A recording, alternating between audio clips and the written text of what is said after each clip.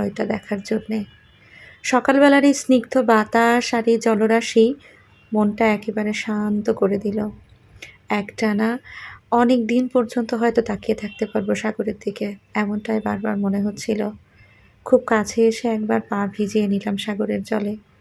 সকালবেলায় দেখলাম অনেক মানুষ সাইক্লিং করছে, কেউ বা জগিং করছে। অনেক দূর হাঁটলাম, পুরা বিচটাই মনে হয় ঘুরে দেখলাম হেঁটে হেঁটে। এই যে প্রবালগুলা, এগুলো সব নাকি জীবন্ত। বাংলাদেশের একমাত্র জীবন্ত প্রবাল দ্বীপ সেন্ট মার্টিন।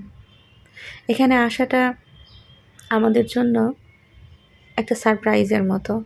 খুব ভালো লেগেছে এই জায়গাটা ঘুরে দেখে, অনেক শান্তি পেয়েছি। জানি না আবার কখনো আসা হবে কিনা।